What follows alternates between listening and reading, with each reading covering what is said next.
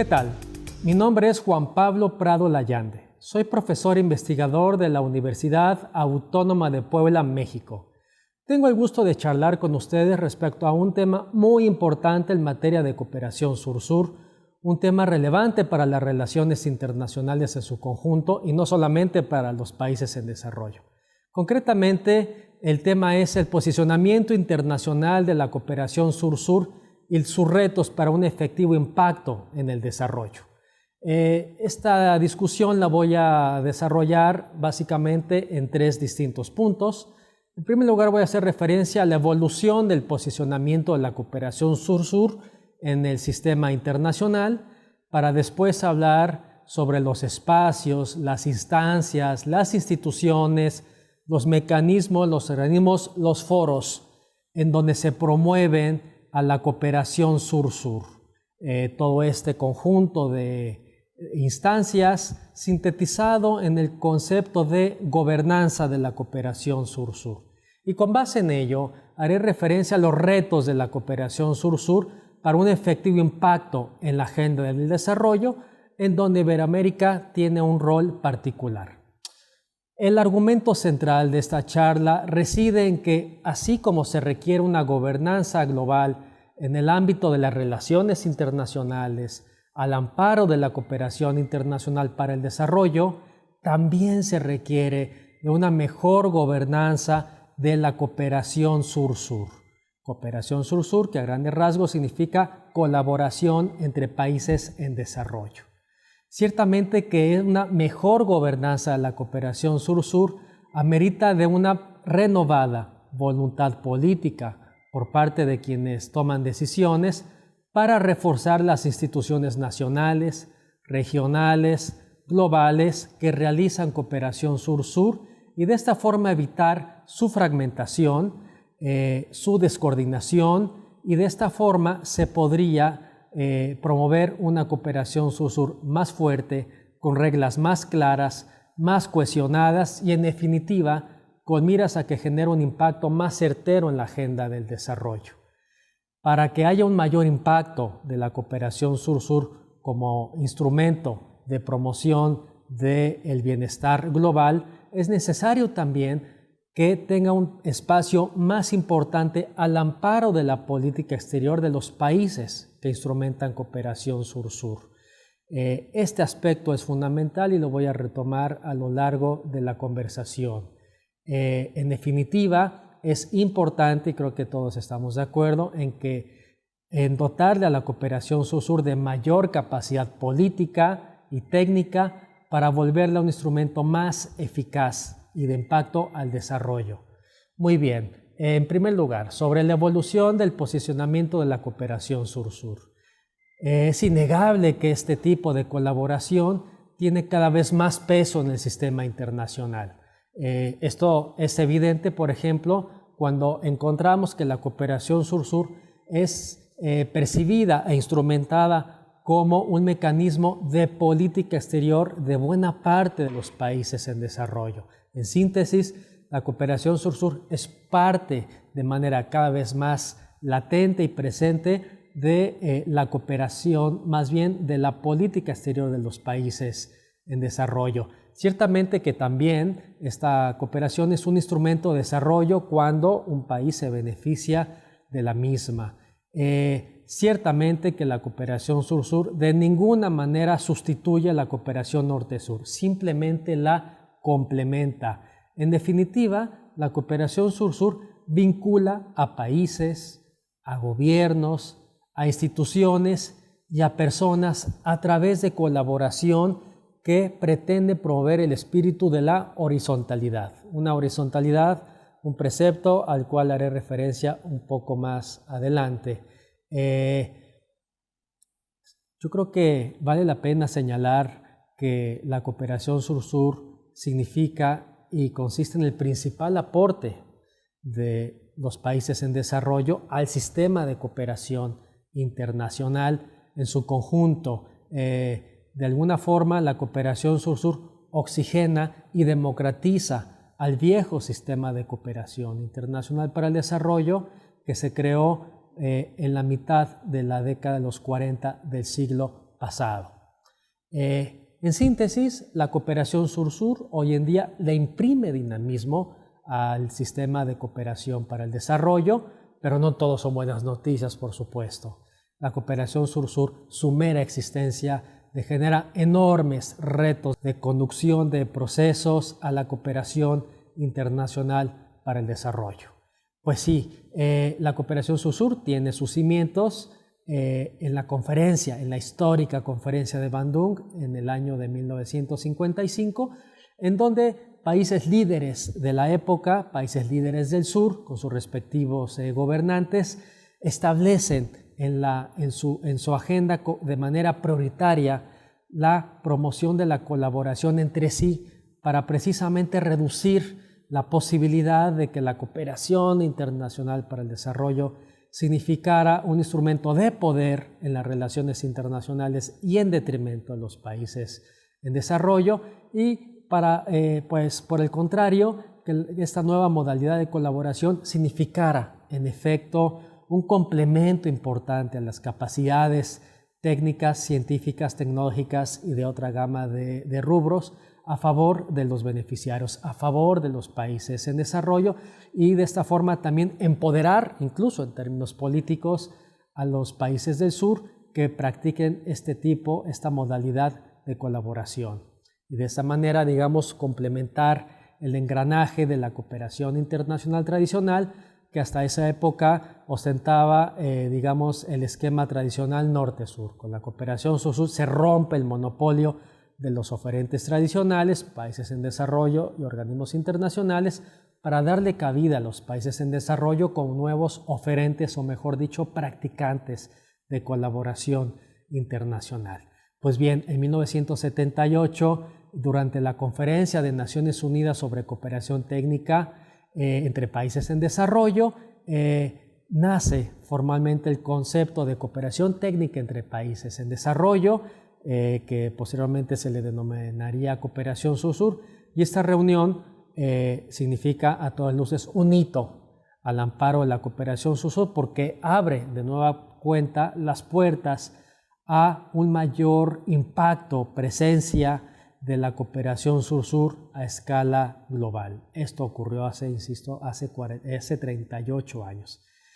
El concepto de cooperación sur-sur es amplio, para bien o para mal, y retomando un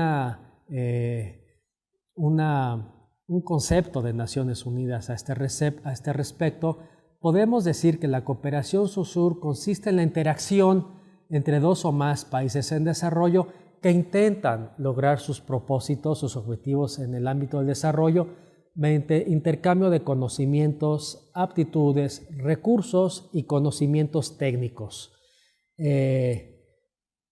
Esta concepción me parece que se queda corta, porque hoy en día la cooperación sur-sur es mucho más que eso. Hoy en día la cooperación sur-sur conglomera una amplia cantidad de actividades que incluyen incluso, por ejemplo, condonación de deuda y otro tipo de apoyos difíciles de precisar, difíciles de conceptualizar, difíciles de diagnosticar, de contabilizar y de evaluar. En el documento de Naciones Unidas de Nairobi, la conferencia de alto nivel sobre cooperación sur-sur en Nairobi, se señala en este sentido que la cooperación sur-sur configura un esquema amplio de colaboración que incluye la cooperación técnica, científica, cultural, yo diría también deportiva, financiera, política. Hay ciertas políticas públicas a nivel nacional que promueven y honran el precepto de la cooperación sur-sur. Es decir, no solamente estamos frente a proyectos y programas de colaboración entre países en desarrollo, sino frente a otra modalidad de acciones de incidencia exterior que pueden de alguna forma u otra alimentar el enorme y a veces vago concepto de la cooperación sur-sur. Pues bien, así como de ninguna manera es sencillo instrumentar acciones de cooperación internacional para el desarrollo a través del esquema clásico norte-sur, pues tampoco es fácil llevar a cabo acciones de cooperación sur-sur. Es decir, más allá de la voluntad política para hacer cooperación sur-sur, la cual es fundamental, pues es necesario establecer, digamos, un código de conducta para justamente promover el espíritu, los objetivos de la cooperación sur-sur. Y en este sentido existen principios o normas que guían a la cooperación sur-sur. ¿Cuáles son estos principios y estas normas? Si bien no existe un catálogo definido a este respecto, su germen se encuentra básicamente en la conferencia de Bandung, listado de lineamientos que se han ido alimentando y reforzando a través del tiempo. ¿Cuáles son estos principios y estas normas que pretenden guiar a la cooperación sur-sur?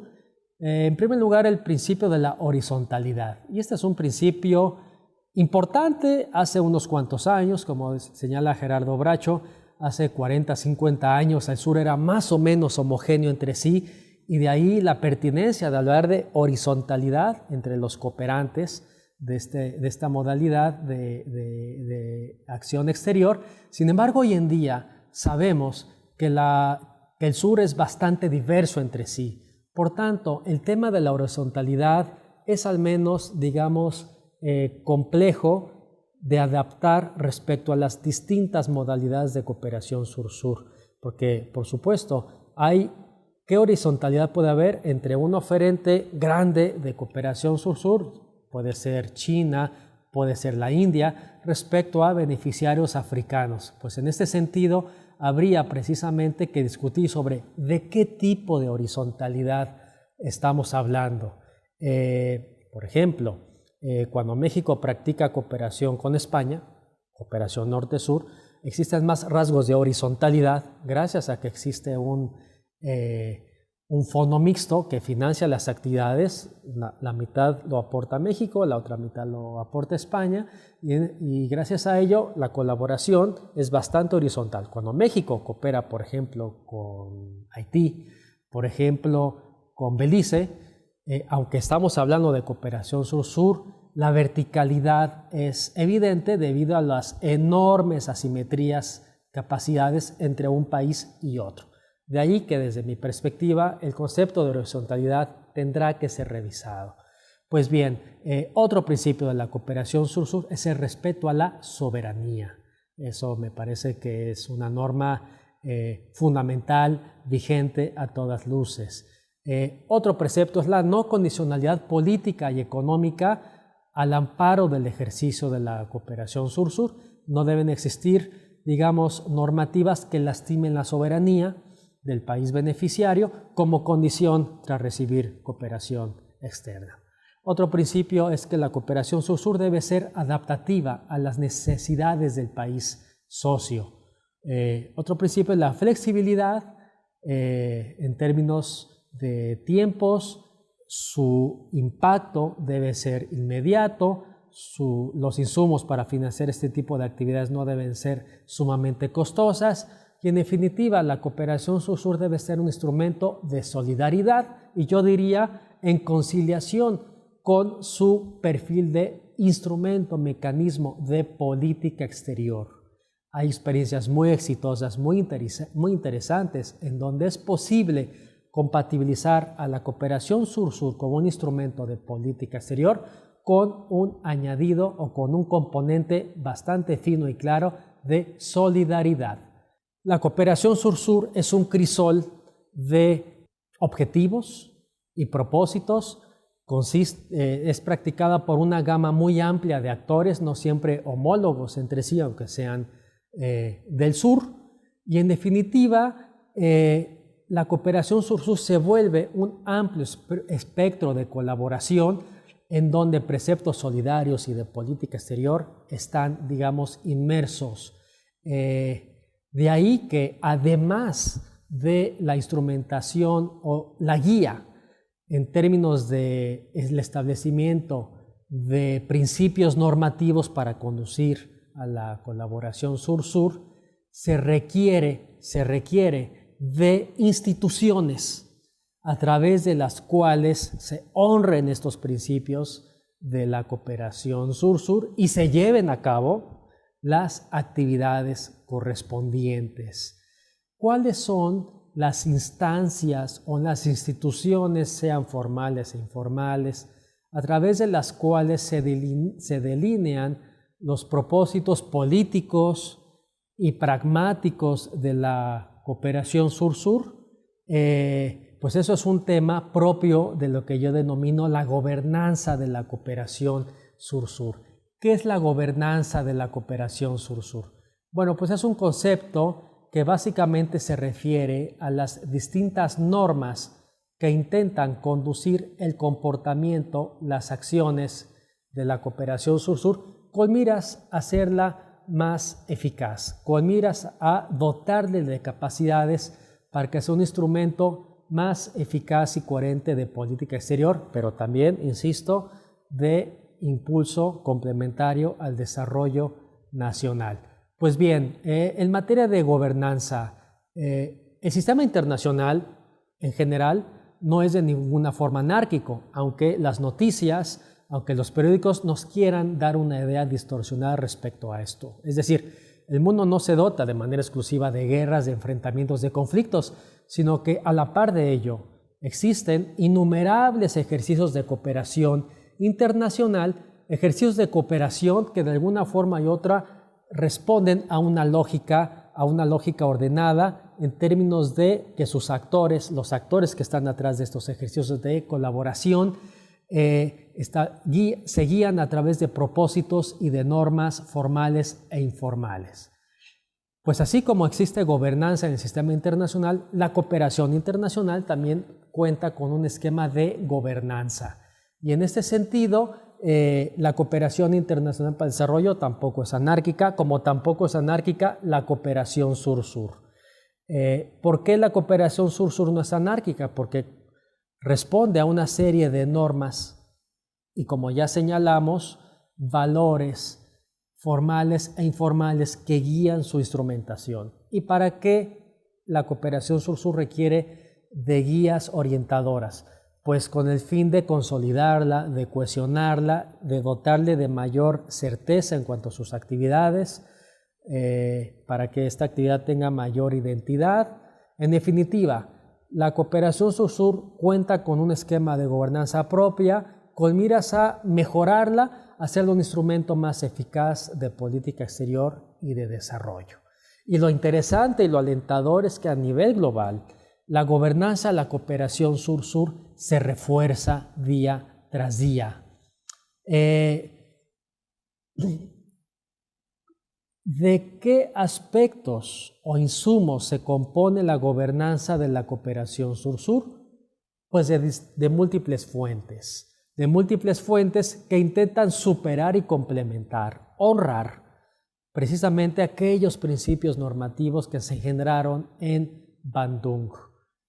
La idea, en definitiva, en términos de una mejor conducción de la cooperación sur-sur a través de normas, consiste en homologar la instrumentación de la cooperación sur-sur, sus objetivos, incluso sus conceptos, su modus operandi, su evaluación, para que tenga más peso en la agenda global del desarrollo y de esta forma posicionar de manera más firme al sur global.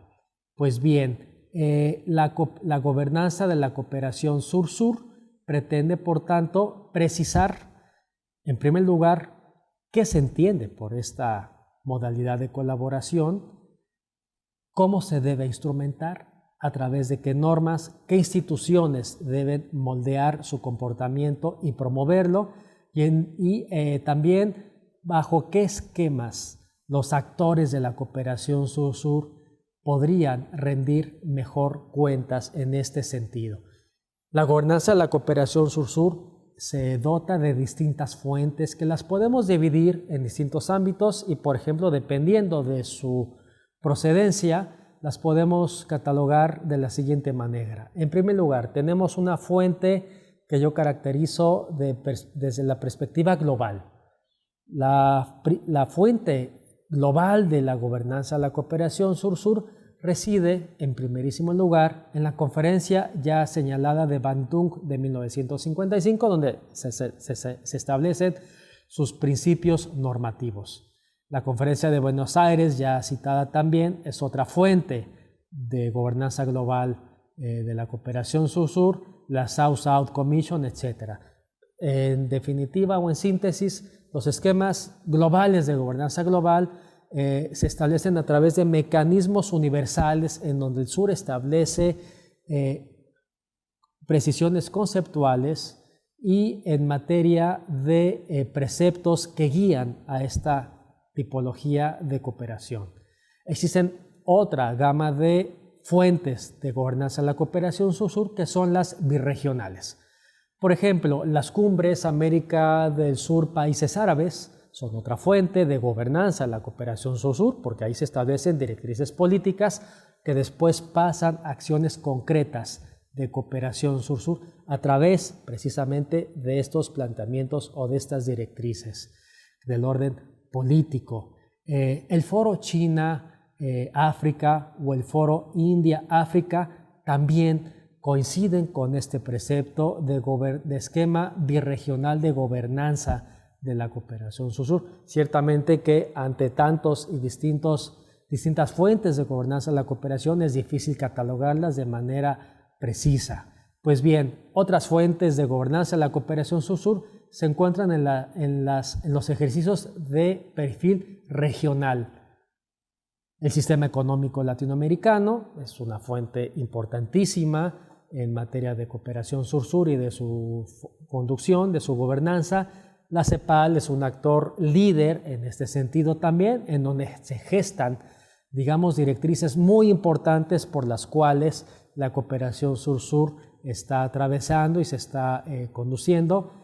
La Secretaría General Iberoamericana también, sin duda, es otro de los actores clave en este sentido, y la CELAC. La CELAC a través de su Foro de Cooperación Internacional también establece guías muy importantes y de cada vez mayor peso en materia de conducción, de ordenamiento de la cooperación sur-sur.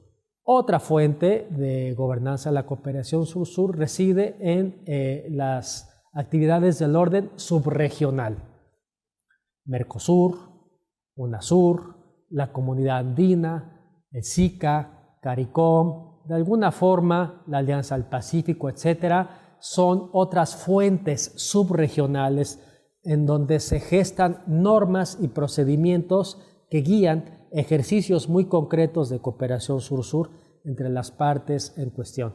Y otra fuente, digamos, bastante poderosa de ordenamiento de la cooperación sur-sur son las fuentes bilaterales. En ese sentido, pues el ejemplo más significativo son las comisiones mixtas, en donde se establecen y se renuevan cada cierto periodo de tiempo, vis a vis, país a país, objetivos, se le dota de direccionalidad y de estrategias de evaluación, de reconducción de lo que no se hizo del todo bien, de la cooperación sur-sur.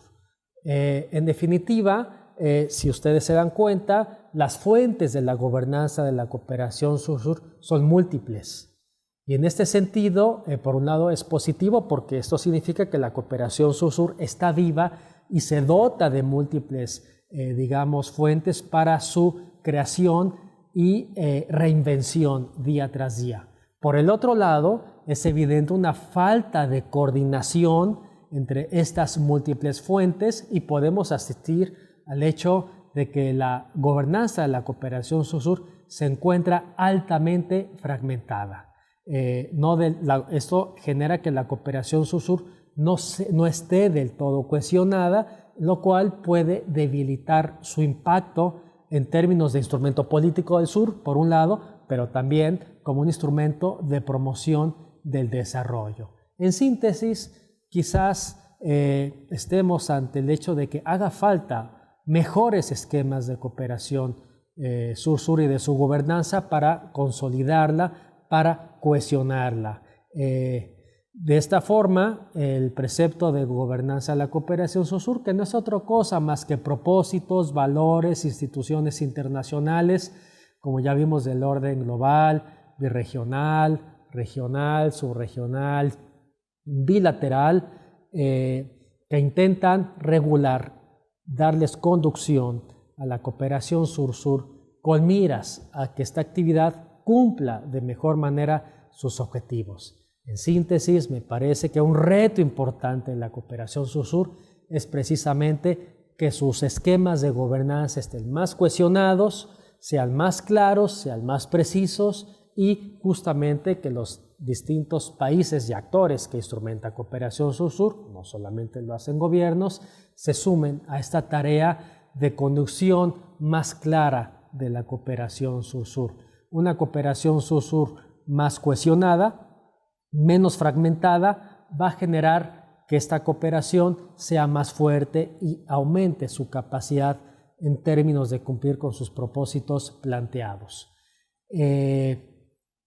¿Cuáles son los retos, entonces, para un efectivo impacto de la cooperación sur-sur hoy en día? Pues los retos son múltiples. Así como la cooperación sur-sur tiene enormes logros, ciertamente, la cooperación sur-sur tiene enormes retos. Comenzando por su concepto. Ya señalé que hoy en día se entiende como cooperación sur-sur a un cúmulo, a un agregado de actividades no siempre compatibles entre sí o no siempre de la misma proporción entre sí. Este es un reto importante, el orden político y conceptual, que gobiernos e incluso académica e incluso sector académico debemos ponerle mayor atención. Otro reto, además de la gobernanza, de las normas por las cuales se conduce a la cooperación sur-sur, es sin duda la crisis económica por la cual atraviesan muchos países del norte y también algunos países del sur. Esta crisis económica le está reduciendo peso político y por ende respaldo financiero a la cooperación sur-sur, con los peligros que eso conlleva. El gran reto de la cooperación sur-sur en múltiples países es que la crisis económica no lastime a la cooperación sur-sur en términos de una política pública alineada a los preceptos y objetivos de la política exterior de los países que la instrumentan. Ese es un reto muy importante. ¿Cómo podemos enfrentar estos y otros retos? Pues una posibilidad es recurriendo a la Agenda 2030 de Desarrollo Sostenible. Asistimos en la Asamblea General de Naciones Unidas a el hecho de que prácticamente cualquier líder del norte y el sur hizo referencia a la Agenda 2030 de Desarrollo en sus respectivos discursos. Pues bien, el tema ya lo conocen los altos mandatarios y quizás haciéndoles ver a presidentes, primeros ministros, ministros de Hacienda y de Asuntos Exteriores que la Agenda 2030 es una responsabilidad que hay que atender a nivel interno y mediante ejercicios de cooperación internacional. Y en este sentido, la cooperación sur-sur es un instrumento particularmente útil a favor de estos propósitos universales. De esta forma, podríamos, digamos, devolverle el lugar que le corresponde a la cooperación sur-sur en el marco de esta bastante evidente crisis económica que sufrimos muchos países en desarrollo y que, insisto, sí, es verdad, debilita a la cooperación sur-sur en múltiples sentidos. Si hacemos ver a los altos mandatarios que la cooperación sur-sur es un eficaz, legítimo instrumento a favor de la política exterior y de los intereses nacionales propios y de países hermanos, pues le podemos dotar de un renovado peso político y por ende capacidad financiera e institucional a la cooperación sur-sur. Más y mejor institucionalidad nacional, regional y mundial de la cooperación sur-sur, o en otras palabras, mejor gobernanza de la cooperación sur-sur, significa una cooperación sur-sur más cohesionada, más coordinada, de mayor impacto en términos políticos y en el ámbito del desarrollo. La buena noticia es que sí, casi todos los países del sur están inmersos, al menos en las respectivas oficinas por las cuales pasa la gestión de la cooperación sur-sur. Estas oficinas están en un proceso de mejora continua de sus instrumentos y modalidades de la cooperación sur-sur. El reto es precisamente superar los embates propios de esta coyuntura económica adversa, con miras a que, al fin y al cabo, sí, la cooperación sur-sur, permanezca y sea un instrumento reforzado en el seno de las cancillerías o de los ministerios por los cuales se instrumenta, se gestiona, se fomenta la cooperación sur-sur.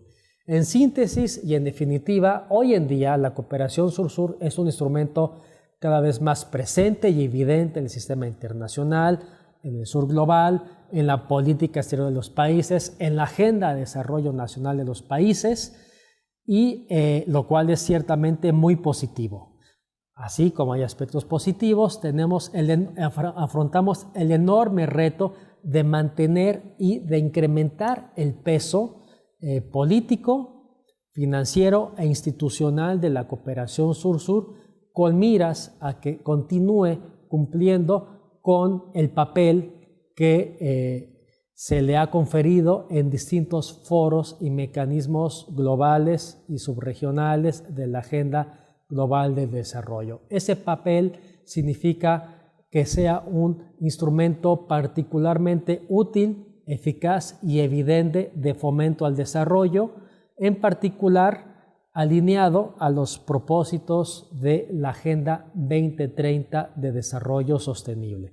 En ese sentido, América Latina e Iberoamérica están dando pasos adelante y el Programa Iberoamericano de Fortalecimiento de la Cooperación Sur-Sur se encuentra precisamente acompañando a los países miembros para mejorar los esquemas de gobernanza y a la postre instrumentación de la cooperación sur-sur, con miras a hacer a un sur más cohesionado y hacerlo más fuerte y capaz de enfrentar los grandes retos que encara la Agenda Global del Desarrollo. Muchas gracias.